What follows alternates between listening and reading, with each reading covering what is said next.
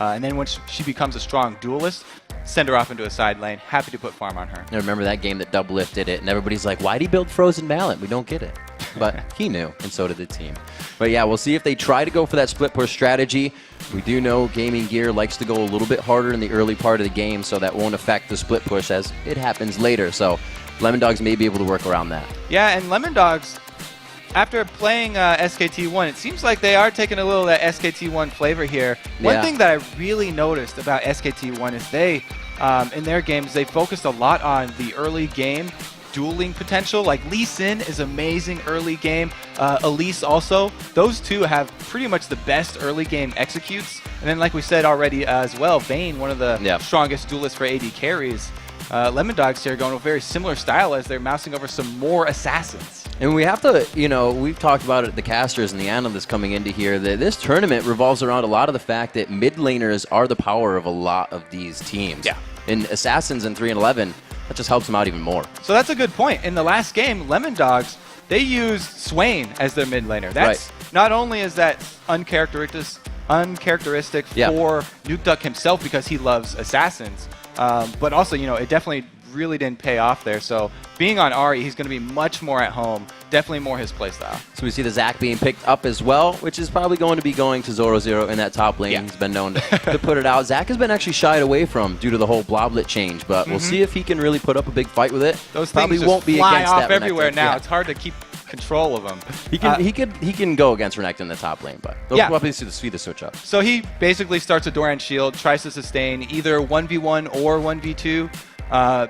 The thing with the last game as well, they also went back to their Malphite for him before in the top lane, and as D-Man pointed out, you know, that was something he started the EU split with, but he was 1-3 on Malphite in the EU split, so that's the only champion that Zoro had actually a losing win rate on, and he'll be much more comfortable on this Zac. We do see the Renekton being picked up again, and actually the Fizz coming up right there. So we'll have to see what they decide to do as we get into that. All right, well, the teams are heading into the Rift. Let's take a peek at who you guys think is going to win this matchup. According to LOLesports.com, 85% of you think that Lemondogs are going to come out on top. And all the analysts said Lemondogs as well. So I think they have quite a good run coming into this one. They're bringing out not much of a composition that they did before, but GG is. They have that Renekton, they have that Jarvan. They're kind of trying to go for the same thing. I mean, I talked a lot about Lemondogs here, but Gaming Gear are making some adaptations this game. You know, there are a few. A couple more things. They went with the Fizz and the Corki. Last time TSM took Corki away for them. Now they feel like they're going to be the ones in the driver's seat here. And they've also added on that Fizz, very strong assassin there, instead of the Gragas for Mazarin. All right, Kobe, let's get this one started. The players are ready. The fans are ready. Lemondogs versus GamingGear.eu to go off your 4th match of the day here at Worlds. And we are on to the Rift. All right, so we have a Fizz actually starting Doran Shield this time. So he's looking to sustain through the early stages of the lane phase, like most Fizz do, but really most Fizz start with the Crystalline Flask so they can regen that mana as well. It just means that he's going to have to use his abilities a little bit more sparingly, and he won't be able to use them as much to grab last hits. So he'll have to be very good with his auto attacks for landing those hits. You just put down a mirror in the middle of the map right now because that's what both of these teams are doing, except for Tabs. He's kind of got himself in a scary position here. GG continues their move down to the bottom lane. They are going to be able to see him. I don't believe Spiro has taken anything for himself yet. He has to force the flash. That means that bottom lane is going to be a bit scarier, and they're going to have to play safe. GG still on the invade. Now the thing is, if their duo bottom lane actually runs into a single champion and they go for 2 versus 1, then he should be able to sit on that cooldown for flash and be a little bit safer. We'll have to see where they actually end up sending this this Tabs and Mithy lane now. Because Mithy, wow, in that last game as well, he definitely impressed me. Mithy really a very strong support here. The early laning phase kind of just threw himself right into the AD support lane and really got a good amount of damage down. We'll have to see if he takes the same role here. Zyra, that disengage support. We'll have to see if the fact of going in and disengage with Zyra hurts that bottom lane. And actually, it is worth pointing out that in the last game where Lemondogs sort of caught SKT in their own jungle, the dual lane burned their flashes there too, and they still got first blood. Yeah, it's because Vi didn't. So I think SKT thought they were playing safer. Lemondogs just trying to get the mind games out as soon as possible. This time, it doesn't seem like they had that scouting they did before. We're going for pretty much the orthodox start on both sides. A good amount of wards, and it was a 6-item inventory for those supports. So they got filled, or 5 rather, inventory, as it would be in this game. Filled up, so we have the wards. They're holding on to the explorers, though, because they want those wards to last in the jungle for safety in lane. And since Jarvan has started his red buff, he's going to end his route after getting double buffs down on the bottom side of the map. So he could easily rotate down here and try and take advantage of Tab's lack of flash very early. There's no wards up in the bottom either. So Al'Aenir really right now has to make a choice. And if he goes down bottom, it's going to be dangerous here for Lemondogs. Well, he's not going.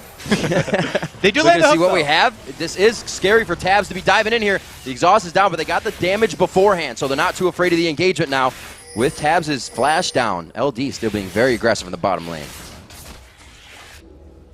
He's got another pink ward left here as well for Thresh, so he could actually go clear out the one. They saw Mithy just put this one in the side lane bush here, looking for the Jarvan to come over. Maybe Al'Aenir actually is unaware. He's just going to go right in there onto the ward. Hatching that pink ward right there. Yeah. That's all right. So only a little bit of time spent down bottom. At least he gets the head away right at the beginning of that one. 3.5 minutes in. Obviously seeing that these lanes are matched up. We talked a little bit about that top lane, the Zac and the Renekton. They're going to pretty much be on an island with Al'Aenir creeping around here. He was seen, and we can see Dexter making a move actually too. Looks like Al'Aenir trying to get some counter jungling off, but he knows he doesn't have time because Dexter's walking right through the lane, and he comes for the gank now. It's going to be tables turned on Ahri. Keeping good eyes on everything around. A little bit of harass here, and it will be the damage from Nukeduck to turn back on Al'Aenir. It's really not going to cause him too much trouble, but they are making sure they get the damage down that they can, and that means Mazarin went in for a bit of aggression here as we're looking at the bottom lane. Yeah, those plays right there are the types that... Oh, here we go, a Cocoon onto Mazarin. Those plays are the types that we saw from Faker that Crepo was pointing out, where Ahri's not just leaving, she's getting damage on the jungler, making him pay for the time spent middle. It's almost like assessing the car accident you're going to be in. Can I get out of this safely? And if I can I do it in a nice way? And 4.5. What? This game is really going to have a slow beginning as they have stacked up with the 2 versus 2 lanes and the 1 versus 1 very even up there. They're also very similar compositions with the beefy top laners, neither one running teleport, so they're just going to be smashing heads up in that top lane, whereas the mid lane has both of the assassins, and as soon as they hit that level 6, then we'll probably see some action up there. Mithy and Tabs are playing this bottom lane great as well. Like we said, with that flash down, really avoiding that early quick Q burst of Corki in the lane, and Spyro not looking too good right here. Goes down below 100, and it's going to be the quick kill, but it actually goes over. First blood to Mithy with the 2 assists going on to those carries. Beautiful tower dive. Elise is one of the best junglers at pulling off those tower dives because she can drop tower aggro, but she didn't even have to. Trying on the answer! Oh, the flash and the pull-in! He gets the kill on Mazarin. Amazing play by Nukeduck there. That was so good from Nukeduck, and he almost wants more. If he had a little bit more mana, he would be chasing Jarvan right now. This reminds me of something that Crepo was actually talking about very early. He said, you know, Mazarin, although he came up with big plays at Gamescom, he looked like sort of a regular, very high YOLO European mid laner. Wow, Deadly Brother taking a lot of hits here. Nukeduck just showing that he has he's on another level. There was a very beautiful flash to get the backswing of the Orb of Deception to kill. And Lemondogs is completely playing together. You push out Mazarin that hard, you know the jungler's going to have to be somewhere, so you see Tabs and Mithy still being ultra aggressive in the bottom lane. Zoro doing what he does, like, you know, Crepo said, like anybody from the EU casters would say. He's going to sit up there, make that lane his own until he become a bully.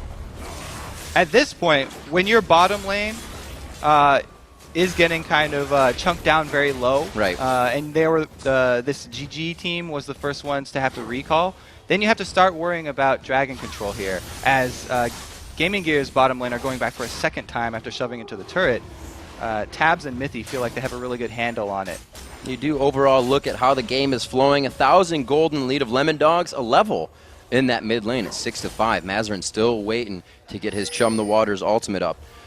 And we'll have to see what his team decides to do there. With that, it does give him a pretty good zone towards Dragon, but it's just too much disengage for LD, so GG's going to have to find a different way back in this one. And Nukeduck, after getting that first blood, has just rushed the Negatron cloak after his dual rings. Pretty smart. So he is not afraid of this Fizz all-in right now, and he's going to try and bully Mazarin and increase that CS disadvantage. Oh, he goes in. He just used Trickster. That's going to leave him quite open. He's forced to flash. The Orb of Deception comes back, catches him on the tail side.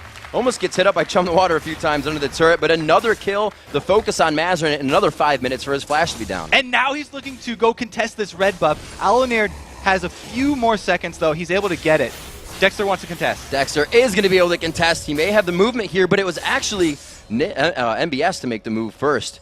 Zoro still in lane, so it looks like they are going to get away nicely with that. Yeah, that was good communication. Zoro calling out the rotation, and Dexter, having used both of his spells right there, couldn't have any more burst left in the chamber. So LD just trying to be aggressive, trying to be a nuisance around the map. They can't get the red, but they are going to be able to go ahead and grab up this blue. They are going to take it. Reset that, so they have the timer. They want to be able to control the bit of the advantage that they have, giving everything that they have. Now, Ward's in the jungle as well, quite deep behind first-tier turrets. People always talk about how Europe is such a mid-lane focused meta right now. Right. Having Nukeduck get this far ahead and 2 kills already on Mazarin frees him up to be the point man for the rest of Lemondogs' mid-game play calls here. Since they have the stronger mid laner who can force out Fizz, they're easily able to go steal away that blue buff. We'll have to see what GG can do. Still haven't seen movement from the top laners yet. Nothing even towards Dragon, even with the amount of aggression that Lemondogs has shown and won on the bottom lane. So Lemondogs taking this very slowly here. 2,000 gold lead for him. The death sentence just missing. So you can see GG still trying to make things happen in the bottom lane. Right behind them, Alunir waiting. This is also interesting in the mid lane here that Nukeduck, his style of mid lane is not to roam as much as a lot of other mid laners. He likes to just hoard up his money in the mid lane and continue to snowball his advantage there, and then transition it later to the mid game into split pushing. So he doesn't really gank his side lanes as much as, say, Tabs, who is on his team, who used to be a mid laner. He would more rather just continue to bully Mazarin here, and it just looks painful for this Fizz. Oh, good damage going on to Corki. Deadly Brother forced to back off. And it's almost the way that it works for Nukeduck in the mid lane. These side lanes play so aggressive, his roam would have to be under the turret if he came. So with all of them winning, he's more than happy to sit here. And we've already seen one tower dive from Dexter that was very, very successful. Right. Not even taking a lot of damage there, so I wouldn't be surprised if we saw another one. We got to remember that Lemondogs came through as one of the most consistent teams in EU. They didn't grab at the end, but they definitely held that most consistent record. Maybe the only consistent team. And that was after adding this Mithy here in the bottom lane. Once they got a consistent roster, then they started playing a lot smoother.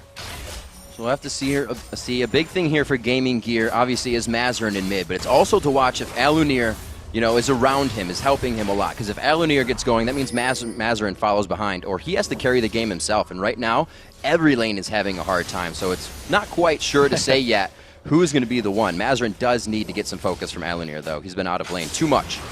Ooh, hook in the box. Or Mithy, rather, right under that. Stranglethorn goes down, but it looks like they are going to be slightly disengaging. Deadly Brother goes in. It's going to be a trade on the supports as the missile hits, but it could be Deadly Brother going down as well. Does he have the Valkyrie? He flashes over the wall, but the repel had not yet ended. Good hold by Dexter. Yeah, good job by Dexter holding on into it until we have the flash from Corki.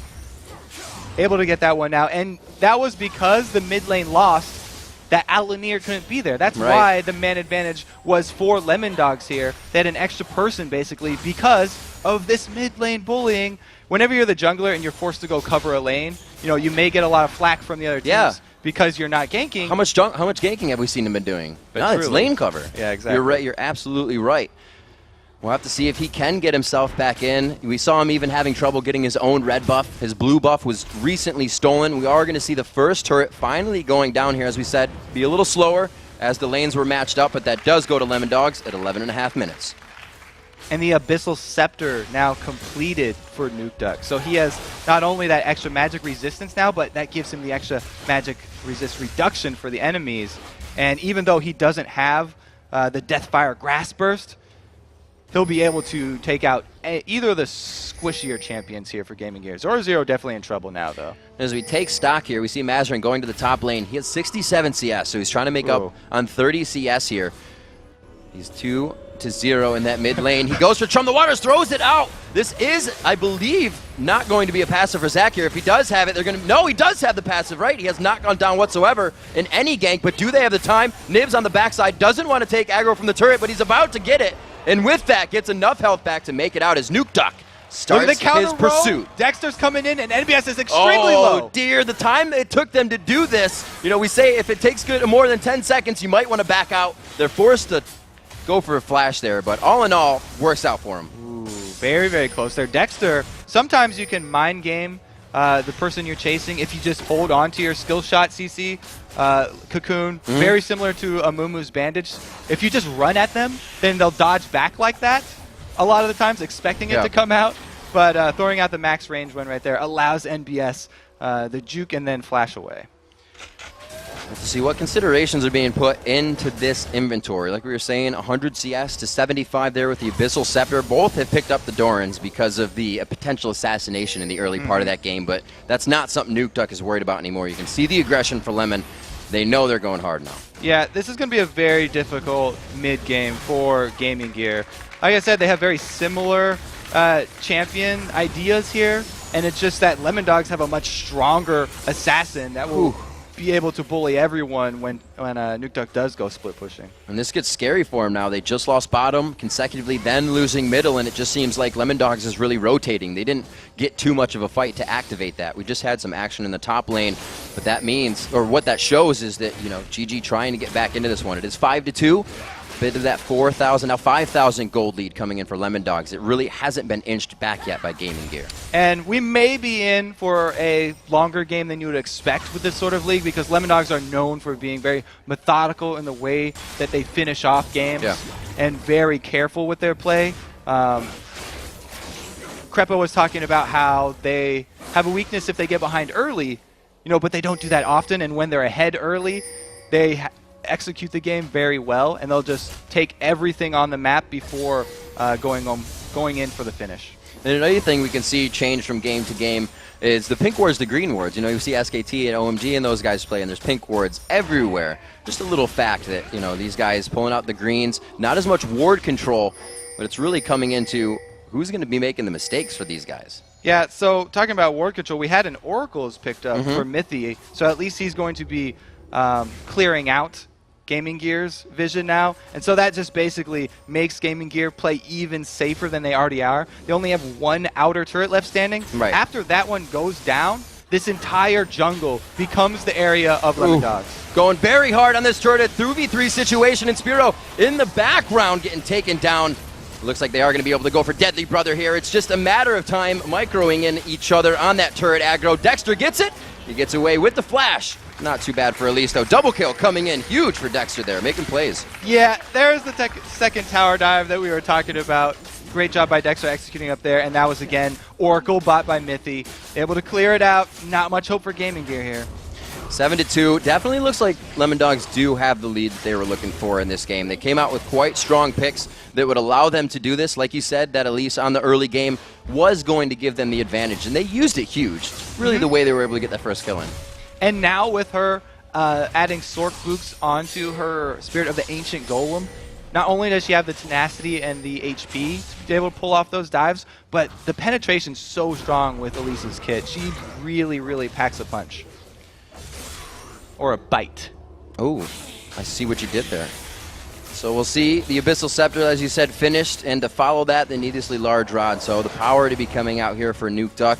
Still waiting to finish those tier 2s. Everybody's sitting on their tier 1s pretty much at this point. With the damage being the one to come out, Nuke Duck looking for another fight. He gets Chum the Waters. This should still be in his favor, and Mazarin realizes that halfway through. One last Spirit Rush, but the Trickster and the flash after. The orb misses, but it's only going to be an auto attack and a whip to the face by the 9th tail. So that's another weakness of Fizz. If you use your Playful Trickster for the area of effect damage to clear a wave, then that opens up your weakness. That's your escape, and Nuke Duck does a great job capitalizing on that. Mazarin goes down once again. and it's more damage onto this mid turret. And again, we really haven't even seen a Cataclysm coming from Alunir, and it's not his fault. He's just had no chance to not be guarding a lane. The lane hasn't been the gank for him to come in, as we've been saying. It's been him to soak up experience, which junglers like to do, but they want to be able to participate with their team. So it kind of reminds me of Makuza's rules of solo queue jungling.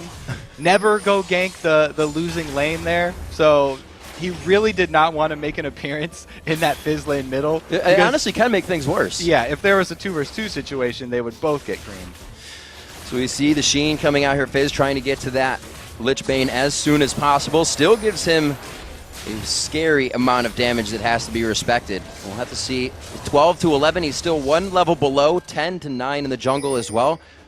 Looks like all the other lanes are seemingly matched up. 8 to 2 here at 18 minutes, and now it's an 8,000 gold lead. And you can tell how confident Lemondogs are. They even have their Vayne tabs is going Bloodthirster. Something that, you know, Double Lift used towards the end there in the playoffs, but even after, he felt like he regretted it a little bit. He really loves the Blade build, but Bloodthirster, it gives you pure damage for taking down turrets. They go right onto NBS, knowing they have that definitive power to just take one person out and be out before the team can rotate, but it's not going to be enough to take out a Renekton, especially when he's a lifeguard. Keeping everybody safe. They are going to guard the turret, but now it's Nukeduck split pushing. They're kind of spreading GG thin when they can't afford that right now. Like we talked about, Nukeduck is a very scary split pusher at this point. All that you can really do is try and CS a little bit under turret. Even he is going to get tower damage here. You can see the siege clear okay for now until that power is a full team of 5. GG able to hold with 3, but look at that damage on the turret. It's held, but it's going to go down eventually. Still moving in, tabs just on the back line. His positioning being very good all game. You can see him letting Zoro get up to that front. He was tanking the turret, but still being the AD carry that he needs to be for his team.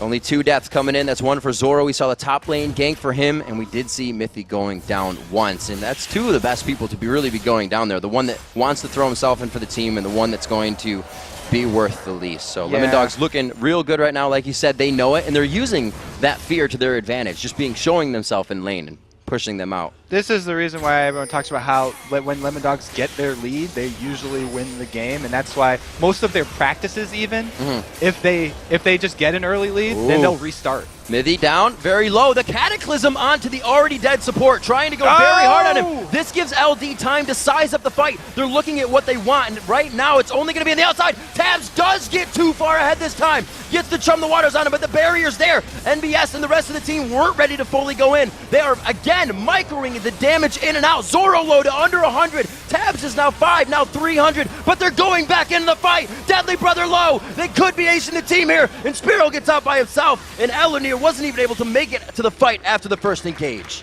Gaming Gear had just been bleeding money all over the map, so they had wanted to try and make their play. They got the kill on support at least to start that one off, and were able to turn it into another on tabs, but they still end up going down. Yeah, Zyra, great ultimate right there, delays the rest of the team so that they're able to take out Alunir here, almost chunking him all the way down. He has to exit the fight with that Thresh Lantern, and that leaves them basically in another 4 versus 4 situation, even though they were the ones who came up with the first kill. And Zoro feels confident because he does have that passive available. Now it's just up to the rest of the DPS from Lemondogs. Chunking down Mazarin enables them to have the confidence to finish off Deadly Brother. That's really one of those fights that you use your ultimate first, and you better use it right, or the other team's going to come back even harder. You got to hit him real hard the first time. Yeah, so, I mean, Mythy did a great job, even though he was first one to go down there, got off the Stranglethorns in the perfect area to delay the rest of Gaming Gear and allow his team to clean that one up. So a game that might have been just slipping through the hands of Gaming Gear, now definitely in the hands of Lemondog, but not yet over. The mistakes can still be made. The inhibitor turrets are up, and that's really the last defense here for Gaming Gear to try and funnel Lemondogs into that circle of right in front of the base and get the attack. You can see Alunir trying to get himself out here. Nice cheeky move. Keeps himself safe. I mean, that was the Deathfire Grass there from Ari, so at least they've got it on cooldown now. You see the whole team. They are still leaving Nukeduck by himself, so that split push will continue to come into play. You see the rest of Lemondogs staying together, actually going for the 1-3-1 a little bit as they start to rotate towards top lane in the end. And GamingGear, at least now they do have that Trinity Force on Corki. So the hope is there. Maybe they'll be able to turn a bad tower dive around. Might get some surprise damage out that Lemondogs has not been seeing. We are 5-0 in turrets. Turrets also mean map vision, so they are losing a lot of control over the jungle when these turrets go down along with the vision. 11-4, the gold lead continues to go up here at 22 minutes. Still very early into the game. This is when we should really be seeing everybody ramp up, but Lemondogs is hitting their peak right now. Oh, and Lemondogs going for the classic EU Baron towards the end of the game. This is really where, if GamingGear want to take something, they have to do it now. But NukeDuck in a one-man army is going to hold off the team. He takes down Deadly Brother to about 100, but he is able to help with the help of Zoro to grab that kill on Inspiro. And they keep going in. Mazarin, a good attack onto NukeDuck here. This is a lot of damage they won't have for the fight.